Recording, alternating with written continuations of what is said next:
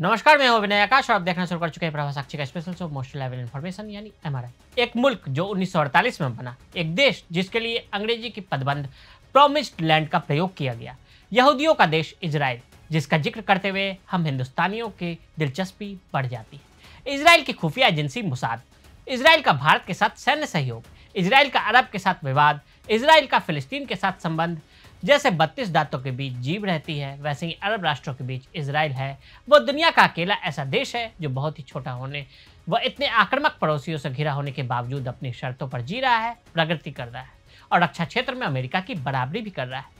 Hamas के साथ अक्टूबर 2023 में युद्ध में उलझा देश, लेबनान में सक्रिय संगठन के हमले में 12 बच्चों की मौत के बाद हिजबुल्लाह से भिड़ता इजराइल, नाटो के सदस्य तुर्की को आंखें दिखाता है और सद्दाम हुसैन जैसा अंजाम भुगतने की धमकी देता है इजराइल इन दिनों कई अलग अलग मोर्चों पर युद्ध लड़ रहा है। इसके बावजूद इजरायली सेना सभी मोर्चों पर मजबूती से आगे बढ़ रही है। इस्माइल हानिया की मौत में मोसाद का हाथ। हमास के बड़े नेता इस्माइल हानिया की मौत से पूरी दुनिया हैरान है। ईरान की राजधानी तेहरान में इस्माइल हानिया मारा गया। ऐसा बताया जा रहा है कि घर में उसके बॉडीगार्ड के साथ उसकी हत्या की गई। हत्या के पीछे कौन है, ये वजह अभी तक साफ नहीं हो पाई। किसने इस हत्याकांड को अंजाम दिया, ये सब अभी तक पता नहीं चल पाया है। इसके साथ ही शक की उंगलियां इजराइल की खुफिया एजेंसी मोसाद की तरफ भी उठ रही है। मोसाद और इजराइल की सरकार ने यह साफ कहा था कि अपने दुश्मनों और हमास के तमाम कमांडरों को वो ढेर करेगा। इस्माइल हानिया हमास की पॉलिटिकल विंग के चीफ थे। रात के 2 में वो रह रहे थे, उस पर हवाई हमला हुआ, उसमें उनकी मौत हुई। ऐसे में इस बात की चर्चा भी हो रही है कि क्या इसके बाद हमास खत्म हो जाएगा। तो आपको बता दें कि हमास के सबसे बड़े नेता इस्माइल हानिया जरूर थे, लेकिन वो बाहर रह रहे थे। वो पॉलिटिकल मिलिट्री सपोर्ट जुटाने का काम करते थे। गाजा में हमास को चलाने वाले नेता का नाम याह्या सिनवार है, वहीं हमास के मिलिट्री विंग के लीडर का नाम मोहम्मद दाइफ। ईरान की तरफ से क्या प्रतिक्रिया हो सकती है? ईरान के लिए एक बहुत बड़ी घटना है, क्योंकि उसकी धरती पर अटैक हुआ।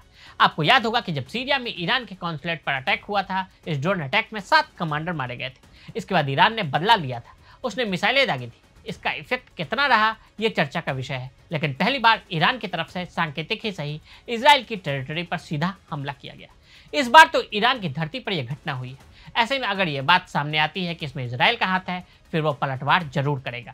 ये भी इसलिए जरूरी है कि एक मैसेज देना होगा कि हमें इस इलाके में बड़ी शक्ति है। ईरान अगर हमला करता है तो इस पर कोई जवाबी कार्रवाई इजराइल की तरफ से होती है, तनाव और बढ़ेगा। हिजबुल्लाह से भी हो रही है भिड़ंत। इजराइल 2 मोर्चों पर लड़ाई लड़ रहा है। एक तरफ हमास के साथ वो अक्टूबर 2023 से भिड़ा हुआ है, दूसरी तरफ लेबनान में भी हिजबुल्लाह के साथ उसकी भिड़ंत हो रही है।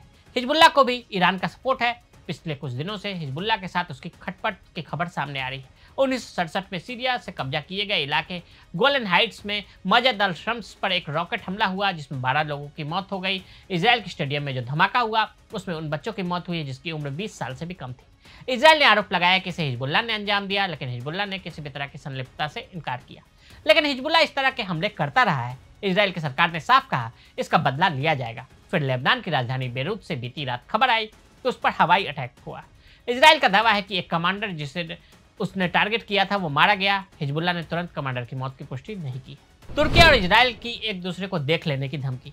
तुर्की के राष्ट्रपति रिसेप तैयब एर्दोगान सद्दाम हुसैन की तरह इजराइल पर हमले की धमकी दे रहे हैं। उन्हें याद रखना चाहिए कि सद्दाम हुसैन के साथ क्या हुआ था। ये चेतावनी भरी पोस्ट इजराइल के विदेश मंत्री इजराइल काट्ज की तरफ से किया गया। अपनी पोस्ट में उन्होंने एर्दोगान को और सद्दाम हुसैन की तस्वीर भी लगाई और तुर्की के राष्ट्रपति को टैग भी किया। तुर्की के विदेश मंत्री हक्कन फिदान ने तुरंत इसका जवाब दिया। उन्होंने इजराइल के प्रधानमंत्री बेंजामिन नेतन्याहू की तुलना एडॉल्फ हिटलर से की और कहा कि जिस तरह हिटलर का अंत हुआ, उसी तरह नेतन्याहू का भी होगा। इस जुबानी जंग का बैकग्राउंड भी आपको बता देते हैं। दरअसल 28 जुलाई को एर्दोगान ने एक जनसभा में इजराइल को धमकी देते हुए कहा कि जैसे हम लीबिया और डोनर कोरबाक में घुसे, उसी तरह इजराइल में भी जा सकते हैं। उनका बयान ऐसे वक्त में आया जब हिजबुल्लाह और इजराइल में जबरदस्त तनातनी चल रही है। गौर करने वाली बात यह है कि तुर्की उस नाटो का सदस्य है जिसमें अमेरिका और यूरोप के ताकतवर देश हैं। ऐसे देश इजराइल के साथ हर मोर्चे पर मजबूती से न केवल खड़े रहते हैं, बल्कि उसे हथियार और डिप्लोमेटिक सपोर्ट भी करते हैं। तो आज हमने आपको 2 मोर्चों पर जंग लड़ रहे इजराइल की कहानी बताई। आज के लिए दी इजाजत। ऐसी रिपोर्ट्स को देखने के लिए देखते रहें प्रभा साक्षी।